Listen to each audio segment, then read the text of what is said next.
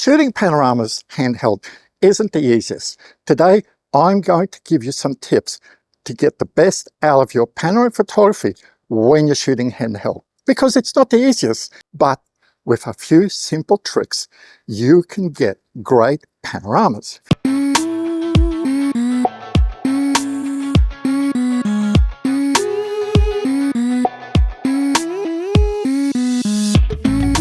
Now we're just talking daytime panoramas. If we're talking like towards sunset, where you have to have a low shutter speed, then you really need a tripod. I'm going to show you how I shoot handheld panoramas and how I can maximize to get a very nice even panorama. Because a lot of time when we're shooting handheld, it's very hard, like you're just doing this. It's very hard to keep the camera straight without getting all sorts of weird shapes in the panorama. So you might get a bit low, you might get a bit high. So I want to show you how to get the best out of that. I also want to show you, can see I've got a step ladder here, because the last few days in Brisbane, we've been getting severe thunderstorms in the afternoon. I've been housebound, so my only option was to shoot these storm panoramas from my backyard. This is why I've got my ladder here today. And I want to show you the difference between shooting just a single row of images or multiple rows. Now you might be thinking like, wow, Charles, like you're telling us that you can shoot a multi-row panorama handheld and it will still stitch properly? Exactly. And I have to admit, the last 2 days was the first time that I've tried this by sheer necessity.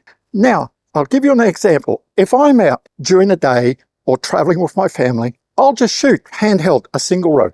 It'll be great. But when it comes to shooting multiple rows, I really like a tripod because it's the easiest way to merge. The last 2 days, these storms have come across so quick that I had no time to set up my tripod, set up the gimbal so I could shoot multiple rows. So I had to do it handheld. And the first time I did it 2 days ago, I found that I had done something wrong. I didn't realize because I'm just on the ground here. I've got a big fence on either side. I've got a shed over here. So I didn't realize that when I shot the single row, all this took a lot of room. But quickly looking at my images, I go like, hang on, I've got to do something about it. So I decided to shoot 2 rows, one like this, and then I just tilted the camera up a little bit and shot a second row. That worked out much better.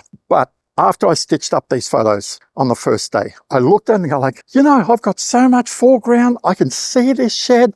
I can see my house so closely. I need to get higher. I knew storms were coming the next day. So yesterday afternoon, I set up my ladder here. I'll show you how high I went and I want to show you the differences. Why being slightly high is more advantageous because it's the perspective. When I'm here and if I get on the ladder and I have my feet over here, I have a totally different perspective. So when you're out and about, just think of that if you shoot a multiple row panorama, remember you're shooting upwards. So the higher you can get, let's say for an example, you're beside the Brisbane River in Brisbane, you want to shoot a multiple panorama, try to get a little bit higher, try to find a higher vantage point, and that will make a huge difference in your panorama. Now, when I finish out here, we're going to go back in my office and I'll show you the photos and I'll show you the errors that I got because there are errors. And the thing is, you've got to shoot more frames than what you would if you're shooting a panorama on a tripod with all your panoramic gear, like with the rotator and all that. Now, I'll go up on the ladder to show you how high I was yesterday. This is the height that I shot the panorama yesterday. Can you see how high I am? Look at that. I'm at least 1.2 meters above the ground. Now I can see over this shed. Now, when I'm taking a photo like this, I'm level with the house, with the shed. I can see so much more. I can also see more of the horizon. How did I shoot these panoramas? Now, once I get off here, I'll talk about settings. Focus point first. I just focused as far as I could at f11. And then when I got focus, on the Takina, I've got a lock ring. Once I focused, I disengaged the lock ring so my focus point wouldn't change. So we start from here and I just went across. Tick, tick, tick, tick, tick, tick, tick, tick, tick, tick, tick, tick, tick, tick, tick, tick, tick, up to here. Now can you see that all I'm doing is just rotating on my hips? I'm not moving my feet around. This is crucial. This is a crucial tip. Whether you're on the ladder or whether you're on the ground, make sure that you're just rotating from your hips. That way, you're going to get a panorama that will be easy to stitch. And then I just came back, lifted the camera up. I lifted it about 1/3. That gives me a good blend for up and down and also horizontally. So vertically 1/3, across 1/3. You really need about 1/3 to half to get a good stitch. So I just went across. Second time.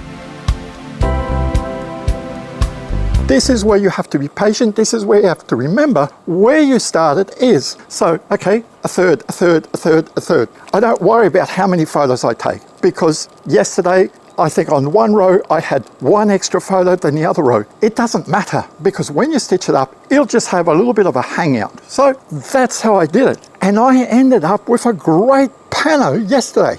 Let me state that if you're shooting hand-held panoramas like I just did, you really want to shoot them wide.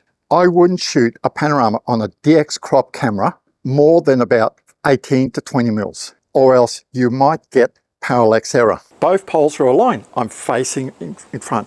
I move to the left here. Can you see? The poles aren't lining up anymore. Move to the right. Poles aren't lining up. I have parallax error. Parallax error is when you're not rotating on the nodal point. When I hold my camera here, I'm not rotating on a nodal point. But because I shoot so wide, on my Nikon Z6 II and the Takina 17 to 35, I shoot at 17 mils. I can crop in a little bit, but I shoot at 17 mils. When I had my D7500 or the D500, which were APS crop sensitive cameras, I would shoot at a maximum of 18 or 20 mils, normally between about 12 mils to 20 mils. That gave me a very wide field of view. Because remember, panorama, when you're showing, you want to show it as wide as possible. So remember that. Next, aperture. I shoot between f8 and f11. That gives me a very good depth of field.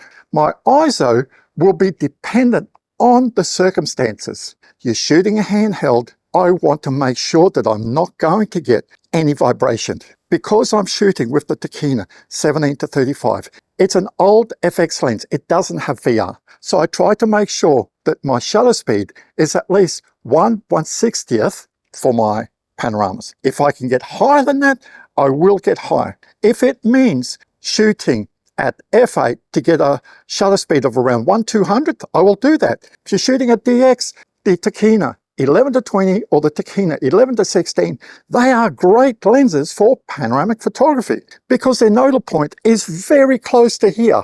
Now, ISO. You don't want to have auto ISO because if you have auto ISO, it's going to vary your aperture. It's going to vary the amount of exposure per image because you'll say, oh, it's too dark, it'll lift the ISO. It's too bright, it'll drop the ISO. So you're going to get various exposure. So you don't want that. You want to have your ISO set manually. When I shoot a panorama, I don't just use the exposure for here. I look at the brightest area. I don't want my highlights blown. So just like yesterday and the day before, the brightest area is right over here. So how did I set my exposure? By pointing towards the brightest area and setting my aperture, setting my shutter speed for that. Yes, the foreground will be a bit dark, but I've got Lightroom. I can lift up those shadows. And that's the way you do it. Because you blow the highlights, you're just going to get white. Nothing's going to bring back your highlights. So remember that. Expose for the highlights and lift your shadows. And like I said, when I go through and rotate the camera, keep it at least 1/3 around. If you don't give yourself enough overlap, you're going to have problems because remember, especially when you're holding a camera like this, you might get a little bit of rotation. You don't want that. When you're holding a camera like this, make sure that it's level, whether it's like this or like this. And also, when you're shooting straight like this, don't have your camera like that, you know. Look for a point in the horizon. I've got a fence and I've got my house and I've got another house over there. So when I'm shooting like this, I'm just being very careful that I can see the rectangle and everything is vertical because I know if I'm shooting like this, I'm going to have major problems. That's how I do manual panoramas. And that's how you can do it too. Now let's quickly go back into my office and I'll show you like how the panoramas were taken how they stitched up, the errors that I found, and also what they looked like when they were finally all stitched up. So this is the first panorama that I took on the first day. There was 11 photos taken at 17 mils, 1/500th of a second, f11, ISO 100.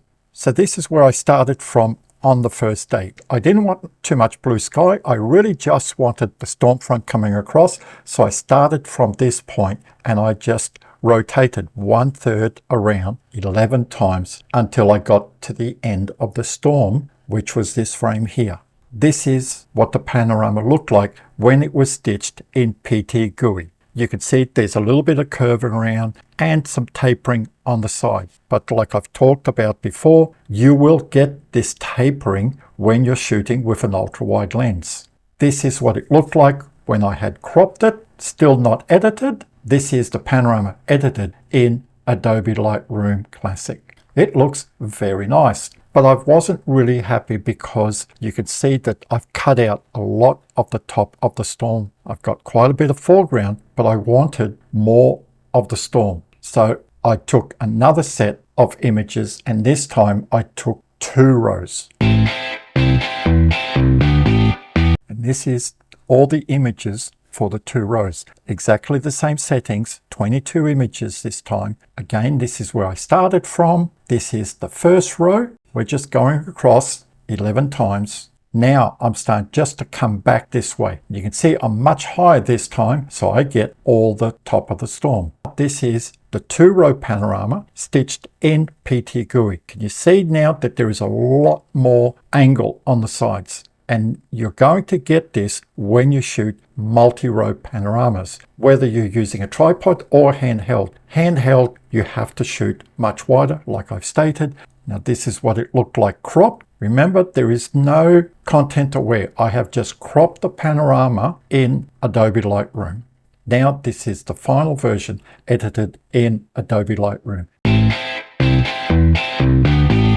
So this was the second day. The storm sort of fizzled out, but I really liked the cloud formation. This is 11 photos at 17 mils, 1/160th of a second, f11 ISO 100. It was down to 1/160th of a second because it was shot much later in the afternoon. And this time I wanted more of the storm front, and you can see that I've got 3/4 of my neighbor's house here. This is where I started, and now I'm rotating across 11 frames.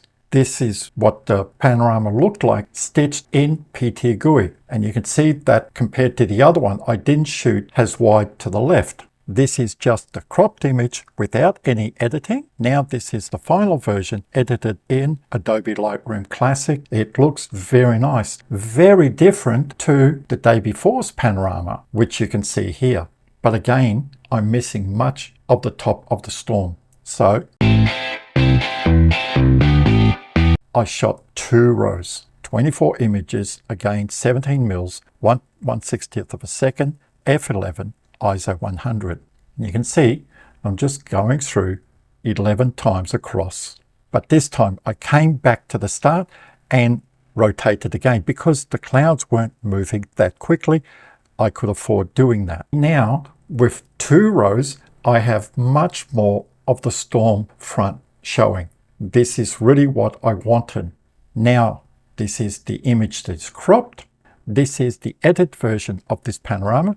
As you can see, I'm not in my office, but we're the next day. It's 6 o'clock, it's nearly sunset, and I hope you can see that even shooting handheld, you can still get the panorama that you want. It could have a bit of errors, you could need a bit more work. I was very happy, and I can tell you, I was so surprised. You saw in the video that my hands were shaking, and this is why I say also that you really want to gauge your minimum shutter speed. So I had set a shutter speed to make sure that it counteracted my shakiness, and I got some great panoramas. I'd always been advocating, if you're going to shoot multi-row panoramas, you really need a tripod, a panoramic rotator, and making sure that the nodal point is correct. That is the best way of doing it. But as you just saw, it can be done, but only in daytime. if your shutter speed is too low, let's say just after sunset, I would say a shutter speed of about less than 1/60th of a second or 1/50th, you're going to be struggling. But I want to show you the differences between shooting handheld, and you saw like it was all over the place, and shooting with a tripod, with a panoramic rotator, and also with the nodal point on the lens set correctly. Take a look at this. I shot 2 panoramas. So the first one is a single row. Look at it. Ding, ding, ding. There was 14 images. And look how well it's stitched up. Now look at the multi-row panorama that I did. So I did 2 rows from the same place. And how do you do that? Well, I'll turn the camera around here. You can see the camera is tilted a little bit because I didn't want to shoot too much of the foreground. So this was about where the first row was taken. And then for the second row, I just undid the screw here and just tilted the lens more like that to give me much higher. And I counted that I was at least 1/3 higher than the other one. So I had a very good overlap. And I just did exactly the same thing, just rotate along. So I start from here and then I just rotated. I counted 14 frames. And look at the finished product. It looks great. There's a little bit of difference between the single row and the multi-row. You've got to count that. But remember that when you're shooting multi-rows, right up the top, you're always going to be cropping that. I hope you can see that shooting handheld will still give you a great panorama.